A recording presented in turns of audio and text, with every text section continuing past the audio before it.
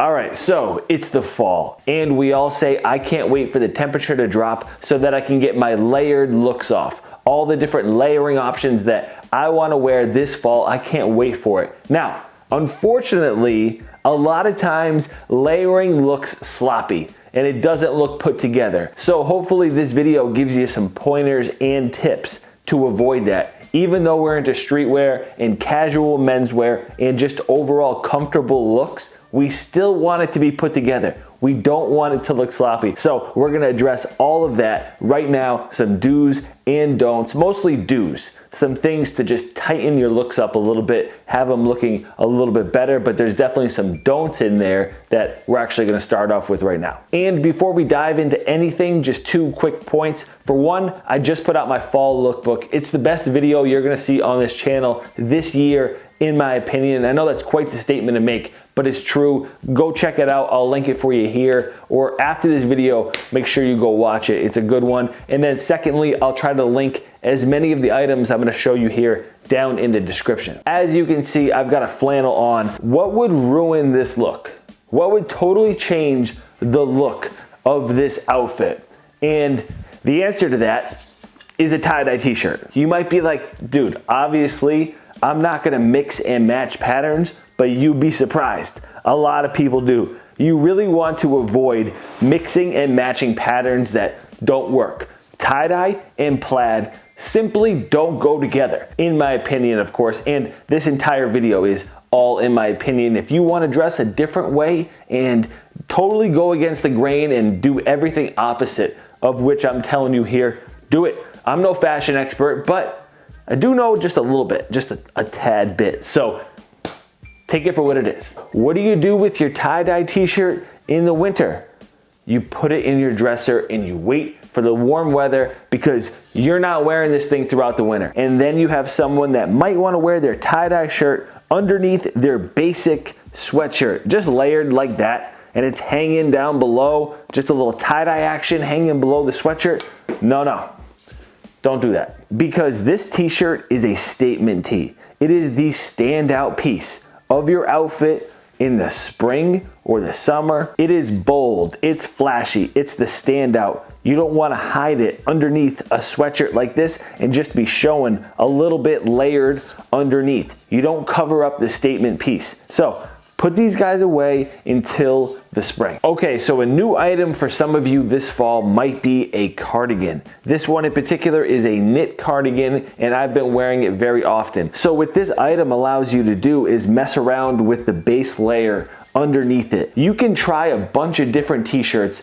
with this cardigan. You can go with a thick neck, like a standard heavyweight t-shirt like I'm wearing right now, and one that I'm gonna show you in a minute. You can go with a mock neck, which is almost like a turtleneck, but what you should not do is go with a V-neck t-shirt. I don't even have a V-neck t-shirt, so I can't even give you an example here, but if you have one at home, you want to not go with it. If you have a V-neck t-shirt underneath essentially a V-neck sweater, you are rocking double V's. And unless you're in the Mighty Ducks and you're part of the Flying V's, there's no reason to ever rock double V's. And then you go with like a V-neck jacket or something on top of this, your triple V's, all crazy. No. One V per outfit. That's what you're allowed. And even more so, make sure that base layer has a nice collar on it, because if it has a bacon collar or something flimsy, it is front and center when you wear a cardigan like this. So keep that in mind, and then also don't wear something that's too long, but we're gonna talk about that more in this video. Okay, let's talk about the base layer. Let's talk about the starting piece for layering. If you look in your closet, you have tons of t-shirts. They're all different lengths. I don't know if you knew this. I'm sure you did, but there are certainly people that didn't. T-shirts come in different lengths. Some are short, some are long, and some are the perfect length for you and width. Go look in your closet or your dresser or wherever you store your tees and find that one shirt that fits you perfectly. Find that one tee that's got a good width, a good length, and doesn't look one way or the other, meaning it doesn't look cropped, it doesn't look elongated, it doesn't look boxy. Find a nice standard fitting t-shirt, and that right there is your golden centerpiece. That is your starting point, and that's gonna be the most essential thing for layering this fall. For me, it's a Carhartt relaxed fit pocket tee in a heavyweight cotton. So having a good core piece that fits you well is extremely important, and it dictates the look of the next two layering outfits. Obviously, the number one piece that is layered during the fall is a flannel. Hear me out with this one. It is always a common mistake, and I gotta point it out because it's something that kind of irks me a little bit for my personal outfits. Check out the length here. They are both pretty similar. The flannel hangs down just a tad bit lower than the t-shirt. What you don't want is a t-shirt that hangs substantially lower than the flannel, because that totally changes the look. That is way more of an aggressive streetwear style, and if that's what you're going for, cool, but clearly that's not what we're talking about here. We're talking about the basics, you know, just essential ways to style. What you want to do is base your outfits off of this t-shirt that fits you really well. Now, there's exceptions for all of this. If you want your t-shirt to hang below your flannel and you like that look for a straight hem on your flannel shirts, not necessarily a scalloped bottom like most flannels have, and that can change your look, but that's a little bit more elevated than what we're talking about here. You want to have it just like I'm wearing. You can see the t-shirt just slightly. Okay, next, and driving home that point just a little bit further, as you guys know, hoodies are always in rotation in the fall. They never go out of style. They're extremely important, but this year there seems to be a few different hoodies on the market.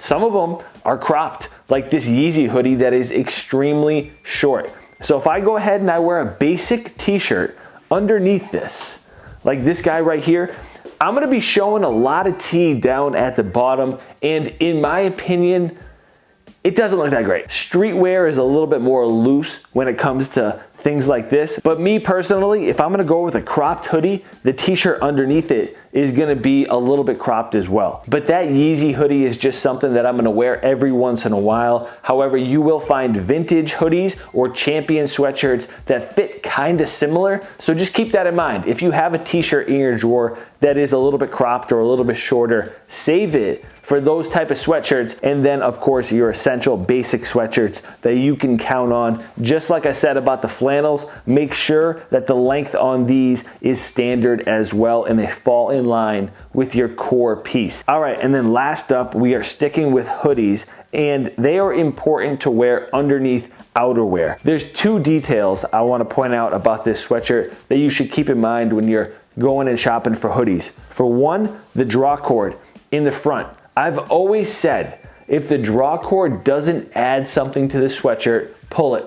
There's nothing wrong with a sweatshirt that doesn't have a draw cord. Most of the time, I prefer it. But this one has a little bit of metal on it that draws a tad bit of attention. When you're layered up with that puffer jacket or that work shirt and you've got that knot right there and it looks really clean and it's tied together, it just adds an extra detail to your outfit, and details are where it's at. Something like that can really change the look of your sweatshirt and make it look a little bit classier as opposed to, you know, just hang in there. Some of us are like looking at our draw cords when we're layering like, all right, what do I do with this thing? Do I just tuck it in, tie it in a knot? If the knot looks good, keep it. If the string is whack and it's all frayed and it does not look good, pull it. Cut that thing, pull it. And then secondly, while we're talking about sweatshirts layered with outerwear, keep in mind how the arms fit. This Yeezy sweatshirt has really wide arms. So do Champion hoodies. And even though they are extremely warm, it can make it very hard to layer up and wear jackets with them. Make sure you get something that has a pretty standard fit because the arms typically aren't that wide. So just keep that in mind. This Everlane sweatshirt that I like a lot, it's a French terry. It's a little bit thinner of a material, which is another reason to layer with it. It's easier to put on. It's just less material that you have underneath that jacket, makes life easier. I really hope that these tips helped you guys out. Leave that like if they did. Subscribe if you're new around here. Follow me on IG. I'm at Eddie Wayne Kicks. We got a lot more fall content on the way. If you missed my fall lookbook, go watch that. It's one of the best videos I've ever put out. Thank you guys for tuning in. I will catch you next time. Peace.